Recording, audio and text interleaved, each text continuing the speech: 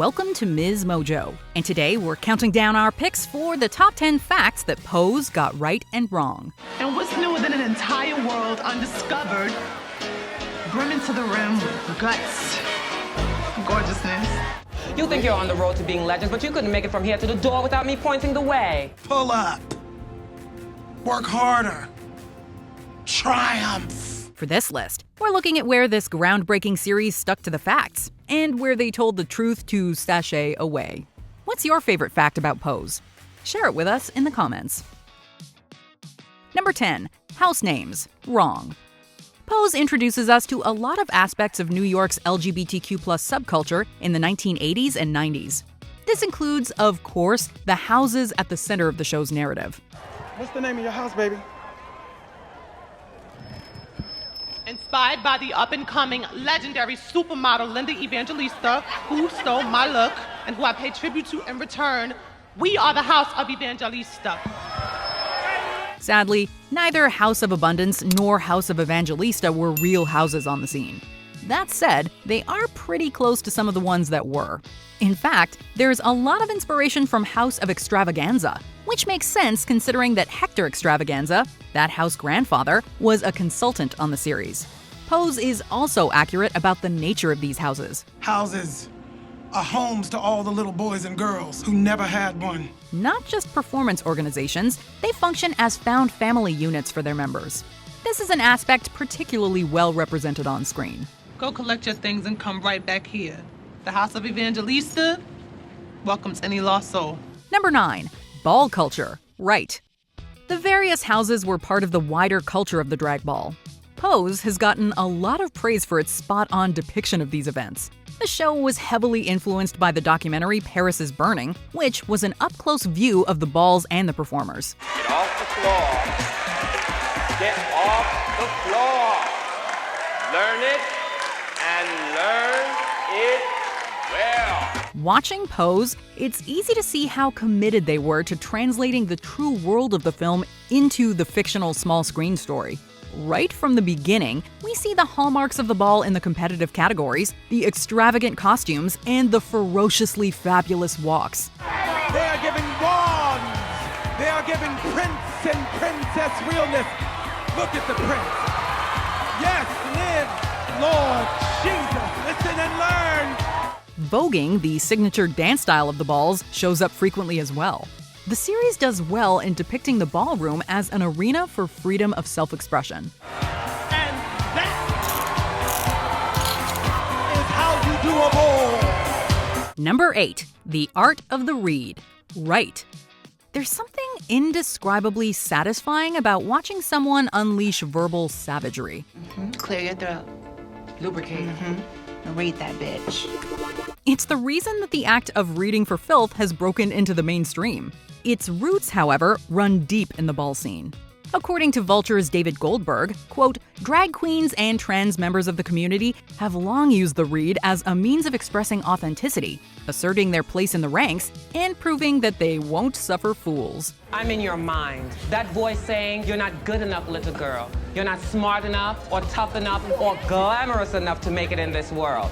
And that little voice is going to eat away at you like termites until your whole pathetic house comes crashing down. Pose gives us a few epic examples of the read. These overwhelmingly come from Elektra at her most iconic. Watching her deliver utter verbal devastation is a masterclass in game. I know our presence threatens you. We fought for our place at this table, and that has made us stronger than you will ever be. Now pick your jaw up off the floor and go back to your clam chowder and shallow conversations. My girlfriends and I aren't going anywhere. Which we can appreciate while we're safely watching from our couches and not in the line of fire ourselves. Number 7. ELEKTRA'S Marie Antoinette moment. Right. Pose has produced some costuming worthy of its 2 Emmy nominations in the category. In Season 2, Elektra appeared in one especially jaw-dropping ensemble. And here comes Miss Elektra, serving us Marie Antoinette. This regal look wasn't purely an invention of the show's costume designers, though. It's actually based on a real-life look rocked by House Extravaganza in 1991. Given the house's strong ties to the production of the series, it's not surprising that they would become style inspiration as well. Of course, the TV show would kick things up a few notches with the addition of the carousel feature. And of course, with the skit to accompany the outfit. Y'all created a guillotine for this mess? For real? Hey, what is the point of a big platform if you can't put on a big show, right? Bravo! I must admit, that was very well done. Number 6, Heart Island. Right. For all the fabulous extravagance of the ballrooms, Pose is also shaped around the confrontation of tough topics. I'm tired. I've been to 3 funerals this week. 3. Where's the cure? In the second season, the AIDS crisis gains more prominence in the plot. The first episode opens with Pray Tell and Blanca making a difficult trip to Heart Island. Located in the Long Island Sound just off the Bronx, the island was once a quarantine colony for tuberculosis patients before it became a burial site for unclaimed bodies in the 1980s. Here's the thing. Names don't matter here. Just a bunch of pine boxes in a ditch. So no headstones? As the AIDS epidemic ramped up, New York sent the bodies of the victims there in droves. Each one of these heart-shaped rocks represents someone buried here, left by someone left behind. The show's depiction of the site, including the numbered caskets marked only with UNK for unknown, and the mass burial plot, is a very realistic and very sad one. Number 5, AZT Accessibility Wrong. In an early scene of Cold Reality, the viewer goes with Blanca to receive a very important set of test results during the pilot episode. When she receives her answers, they are crushing. Come on, don't keep me in suspense. Rip the Band-Aid off. Blanca, the test confirmed that you have HIV. The first season is set during 1987, when the AIDS epidemic was raging in the United States.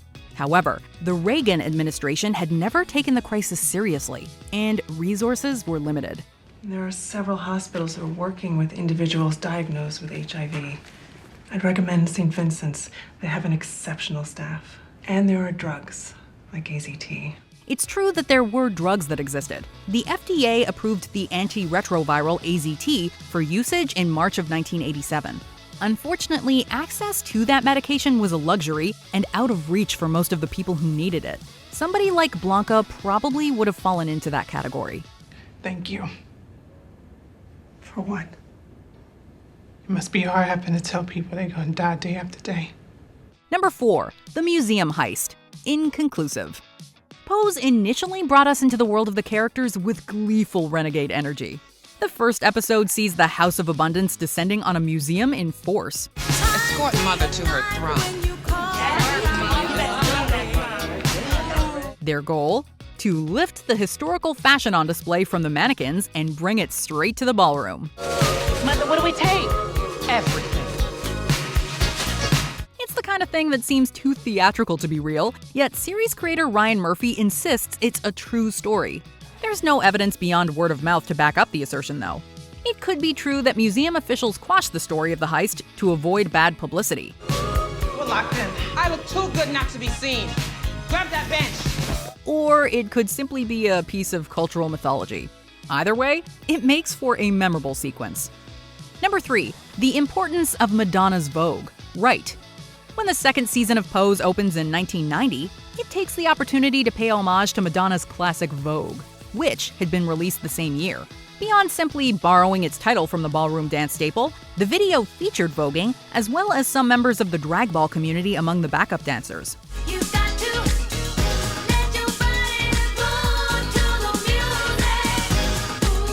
This was a huge moment for the LGBTQ+ community of the era. It was one of the first instances of queer culture breaking through into the mainstream and being celebrated. The most famous woman in the world singing about us. Strike a pose. It was unfortunate, though not surprising, that the origins of Vogue would experience a lot of erasure. However, it was a big first step, and these days, the song's true legacy gets the acknowledgement it deserves. When she comes with her spotlight, the evangelistas are gonna be ready. Number 2, large-scale protection. Right.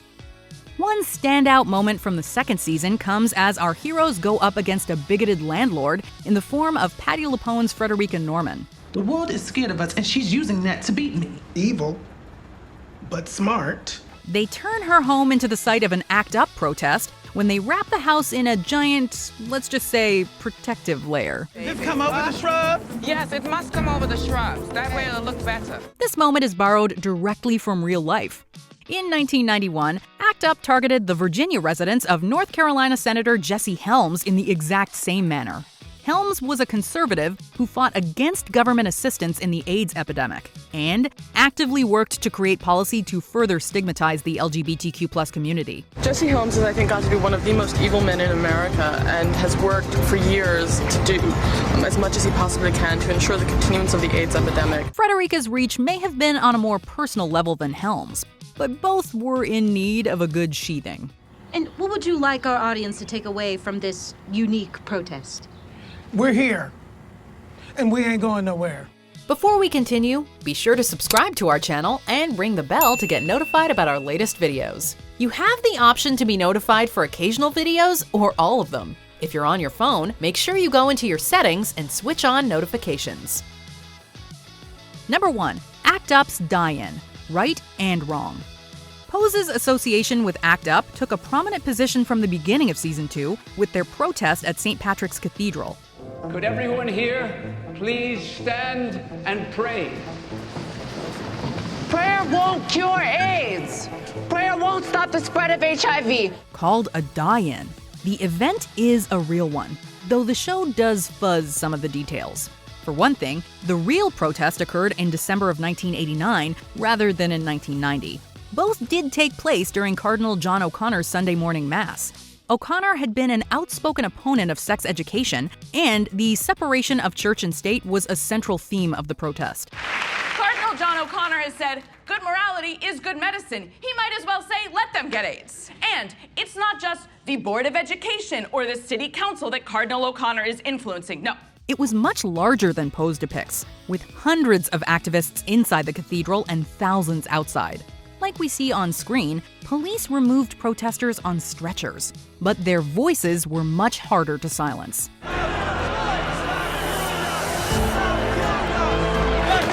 Do you agree with our picks? Check out this other recent clip from MsMojo, and be sure to subscribe and ring the bell to be notified about our latest videos.